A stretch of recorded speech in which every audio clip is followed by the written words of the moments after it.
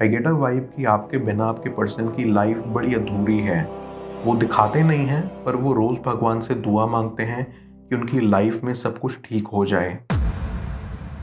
Viewer, आप अपने person को विजुलाइज करिए और मैं आपके और आपके पर्सन के लिए कार्ड स्प्रेड करता हूँ।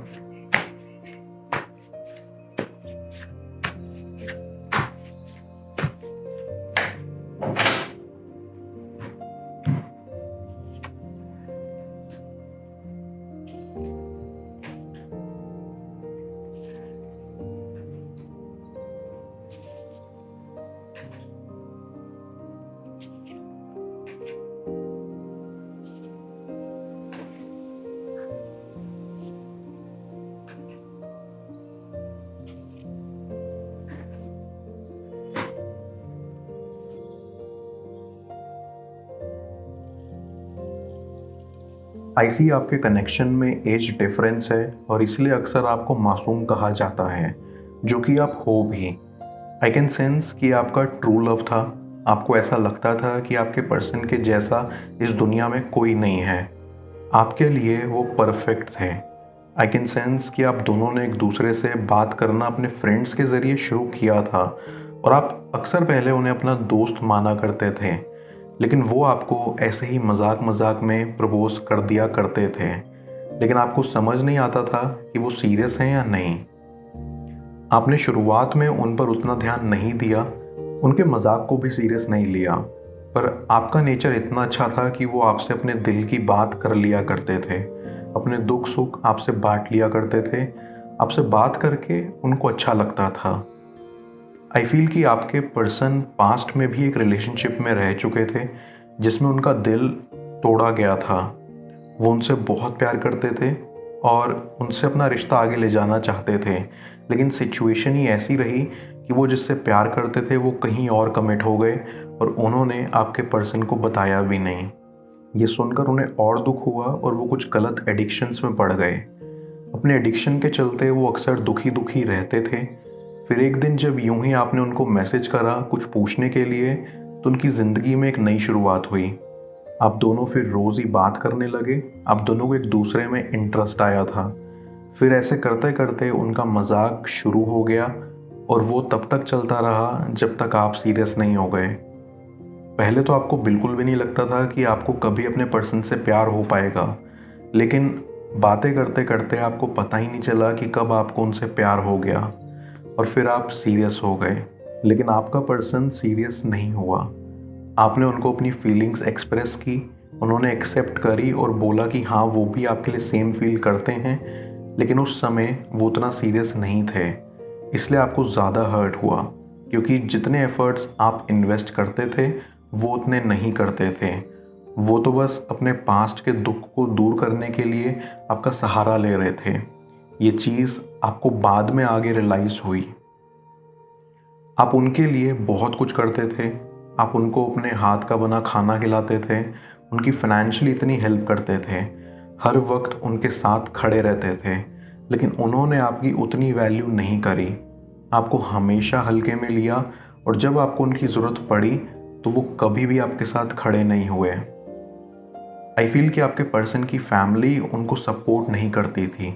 उनके परिवार वाले उन्हें बहुत सुना दिया करते थे, जिससे वो बहुत हताश हो जाते थे और आपको अपने घर की सारी बातें बता दिया करते थे। यूँ कह लीजिए कि वो आपसे सिंपैथी लेते थे।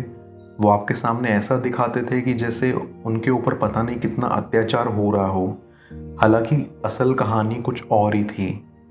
आई फील कि आपको ये सिंपैथी जैसी चीज़ों की समझ नहीं थी, या ये नहीं पता था कि लोग आपका इस्तेमाल भी कर सकते हैं।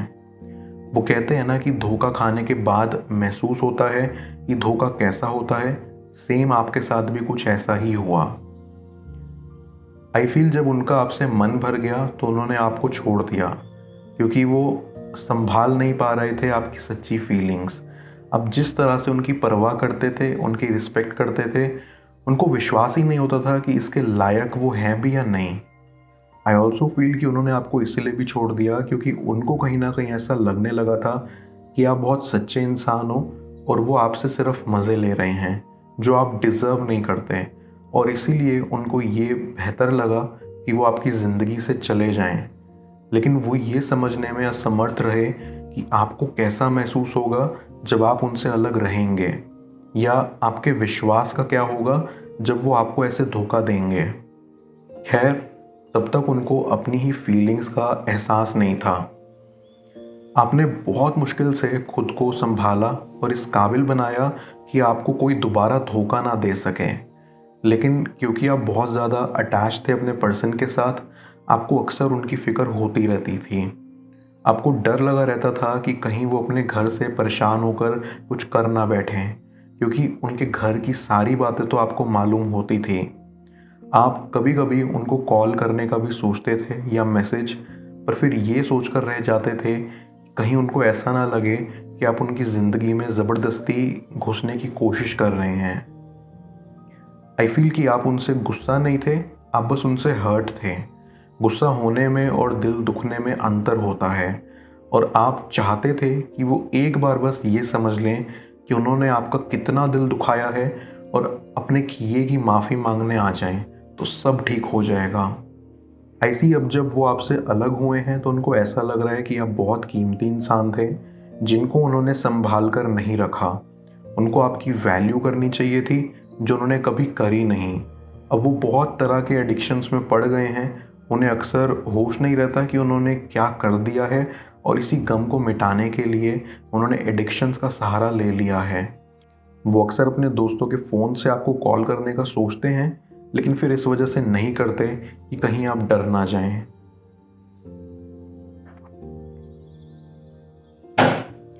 मैं कार्ड्स को क्लैरिफाई करता हूं, तब तक आप प्रॉपर एनर्जी एक्सचेंज के लिए इस रीडिंग को लाइक कर दें, और पर्सनल रीडिंग के लिए आप मुझे ऊपर दिख रहे व्हाट्सएप नंबर पर अप्रोच कर सकते हैं।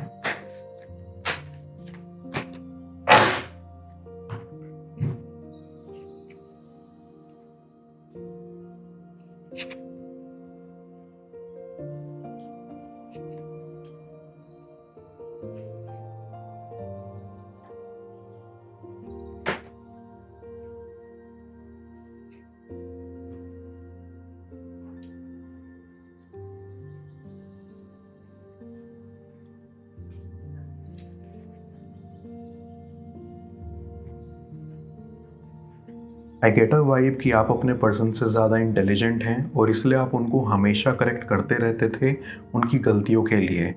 लेकिन उनको आपकी ये आदत पसंद नहीं आती थी।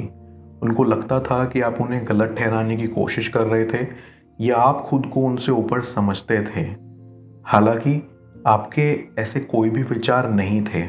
आप तो हमेशा उनको लाइफ में आगे बढ़ते हुए देखना चाहते थे। आप कभी ये नहीं सोचते थे कि आप उनसे ऊपर हैं या वो आपसे नीचे। आई कैन सेंस कि आपके पर्सन को कभी कभी ये भी लगता था कि आपका फ्यूचर वेल सेटल्ड नहीं हो पाएगा। आई फील ये सब चीज़ें उनको शुरुआत में सोचनी चाहिए थी जब उन्होंने आपसे बात करने की शुरुआत की, लेकिन तब उनको सिर्फ फ़न चाहिए था। वो क्या ही जानते थे कि फ़न किसी के लिए कितना सीरियस भी हो सकता है। आई गेट अ वाइब कि आपके बिना आपके पर्सन की लाइफ बड़ी अधूरी है। वो दिखाते नहीं हैं, पर वो रोज़ भगवान से दुआ मांगते हैं कि उनकी लाइफ में सब कुछ ठीक हो जाए। आई कैन सेंस कि आपके पर्सन को अपनी गलती का एहसास होता है कि उन्होंने आपको कभी समझा नहीं। उनको खुद की फीलिंग्स ही समझ में नहीं आती थी। उनको लगता था कि वो आपके लिए फील नहीं करते, लेकिन अब उन्हें एहसास होता है कि वो आपके लिए फील करते थे, बस उनको ये समझने में बहुत देर हो गई। और अब वो सोच रहे हैं कि अपनी गलती का भुगतान कैसे करें, क्योंकि उनको आपसे डर भी लगता है कि आप उन्हें रिजेक्ट कर दोगे, या जैसा उन्होंने आपके साथ किया वैसा आप भी उनके साथ कहीं ना कर दो। बट स्टिल उनके अंदर एक उम्मीद भी है कि आप उन्हें दूसरा मौका दे दोगे, क्योंकि आप उनके लिए बहुत स्पेशल पर्सन हो। इतना तो उन्होंने पास्ट के रिलेशनशिप में फील नहीं किया जितना उन्होंने आपके लिए किया। ये उनको अब रियलाइज़ हो रहा है, और इसीलिए अब वो चाहते हैं कि आपको ज़िंदगी भर के लिए अपना बना लिया जाए, और उसके लिए उन्हें एक मौके की तलाश है। आई बिलीव कि वो जल्दी आपके पास आएंगे और अपनी गलतियों की माफ़ी मांगेंगे।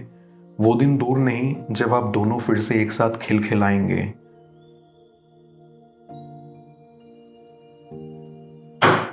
मैं ओरेकल ऑफ द फेरीज की मदद से यूनिवर्स से आपके लिए एडवाइस पूछूंगा। देखते हैं यूनिवर्स आज आपको क्या एडवाइस करना चाह रहा है।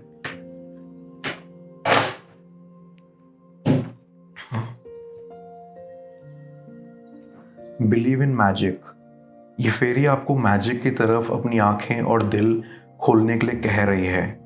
ये फेरी कहना चाहती है कि आप चलते चलते 2 मिनट के लिए रुकिए और फिर रुक कर अपने आसपास, ऊपर नीचे, अपनी सराउंडिंग में मैजिक को फील करिए। क्योंकि कई बार हमें रुक कर अपने आसपास फूलों की सुगंध लेनी चाहिए और नेचर को उसका मैजिक रिवील करने देना चाहिए।